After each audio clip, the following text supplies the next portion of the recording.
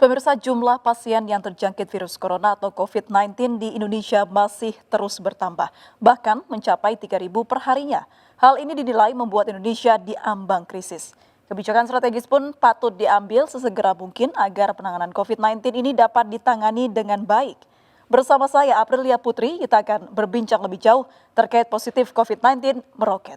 Sebelum kami hadirkan perbincangannya ke hadapan Anda, terlebih dahulu kami akan sampaikan rangkaian informasi seputar peristiwa yang terjadi sepanjang hari ini. Kita ke informasi pertama, pemirsa, salah seorang wanita melayangkan protes dan terus berdebat dengan petugas saat terjaring razia masker di Tanah Abang, Jakarta Pusat karena tengah sendirian di dalam mobil. Petugas tetap memberi sanksi karena dalam pergub setiap warga di DKI Jakarta wajib melakukan perlindungan diri dengan mengenakan masker di luar rumah, termasuk saat berada di kendaraan bermotor.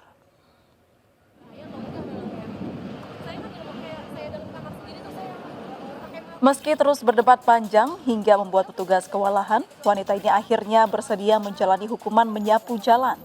Dalam pergub setiap warga di DKI Jakarta wajib melakukan perlindungan diri dengan mengenakan masker di luar rumah termasuk saat berada di kendaraan bermotor. Tak hanya satu, petugas juga menjaring banyak warga khususnya wanita yang tengah bepergian di kawasan Tanah Abang. Satu persatu pelanggar tertib masker didata dan diberi sanksi. Namun hampir seluruh pelanggar memilih sanksi sosial dibanding membayar denda Rp250.000. Razia masker gencar dilakukan petugas termasuk di akhir pekan.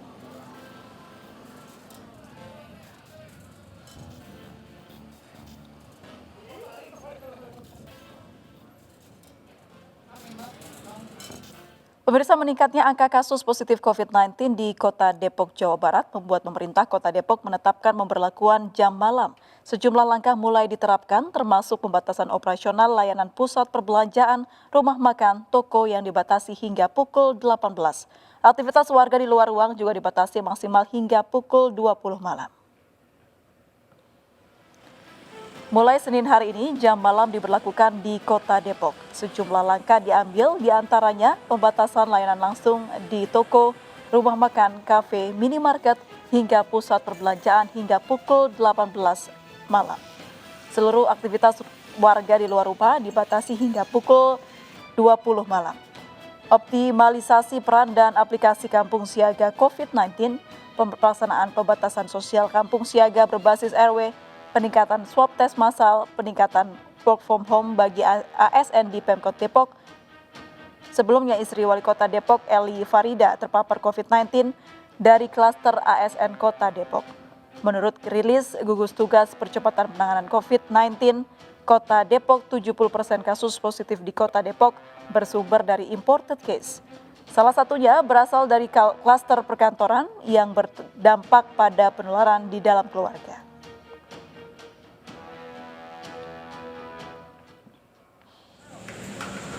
Sementara itu memasuki hari kedua pemberlakuan jam malam di Bogor, Jawa Barat, pedagang dan sekelompok remaja yang berkerumun dibubarkan paksa petugas Satpol PP.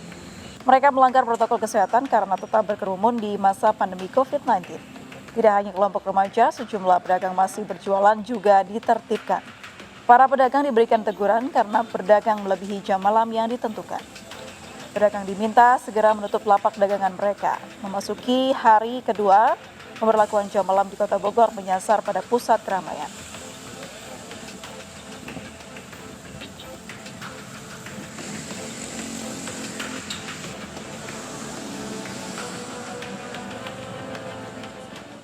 Hari ini 81 relawan jalani penyuntikan vaksin dosis kedua. Penyuntikan dilakukan di 5 lokasi uji klinis di Bandung, Jawa Barat. Uji klinis vaksin COVID-19 kembali digelar hari ini, Senin pagi sebanyak total 81 relawan jalani penyuntikan dosis kedua vaksin di 5 lokasi uji klinis. Salah satunya di Klinik Kesehatan Unpad Kota Bandung, Jawa Barat. Sebelumnya ke-81 relawan ini telah disuntik vaksin dosis pertama 14 Agustus 2020 lalu.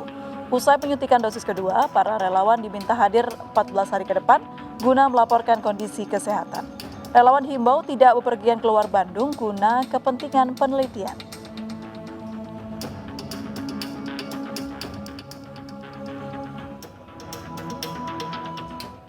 Pemirsa, 4 anggota DPRD Sidoarjo, Jawa Timur dan 3 staf kesekretariatan Dewan terkonfirmasi positif COVID-19 setelah uji usap massal. Meski 7 orang positif, namun gedung DPRD Sidoarjo tidak akan ditutup. Aktivitas anggota Dewan pun tidak dihentikan dan rapat dilakukan di ruang terbuka dengan menerapkan protokol kesehatan ketat.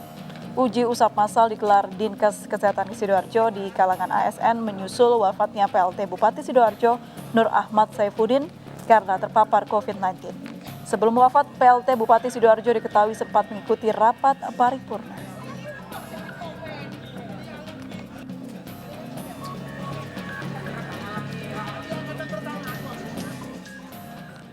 Pemirsa, klaster Pondok Pesantren Darussalam Blok Agung Banyuwangi, Jawa Timur masih menjadi perhatian utama Satgas Percepatan COVID-19. Penyemprotan disinfektan terus dilakukan di seluruh ruangan pondok dan permukiman sekitar pondok. Penyemprotan disinfektan yang dilakukan oleh PMI Banyuwangi, BPBD dan dibantu dari Kementerian Kesehatan. Satgas COVID-19 Kabupaten Banyuwangi, Jawa Timur mencatat penambahan 100 kasus positif COVID-19. Dari penambahan kasus terkonfirmasi baru tersebut, 89 kasus adalah para santri Pondok Pesantren Darussalam Blok Agung. Tercatat total jumlah santri yang terkonfirmasi positif COVID-19 sebanyak 199 orang. Selain mengkarantina massal secara mandiri terhadap 6.000 santri termasuk 199 santri yang terkonfirmasi COVID, penyemprotan disinfektan terus dilakukan guna memutus penularan virus COVID-19.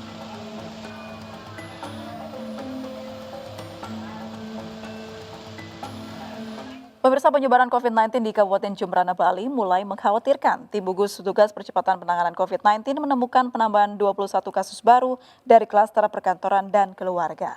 Seorang kepala dinas dan sejumlah petugas kesehatan termasuk dokter positif COVID-19. Dari penelusuran tim gugus tugas percepatan penanganan COVID-19, penambahan 21 kasus baru di Kabupaten Jemberana. 1 kasus orang wanita berasal dari luar Kabupaten Jemberana, mendampingi suaminya yang melakukan tugas audit di Kabupaten Jemberana. Kasus positif COVID-19 lain ditemukan di lingkup kerja kantor Bupati. Kepala dinas dan staf di BPKAD terkonfirmasi positif COVID-19. Penularan COVID-19 menyebar di 7 organisasi perangkat daerah Pemkab Jemberana. 6 kasus positif di BKPAD, 2 kasus positif di Dinas Kesehatan, serta masing-masing 1 kasus di Dinas Perindakop, Dinas Pekerjaan Umum, Kantor Kepegawaian, serta Inspektorat.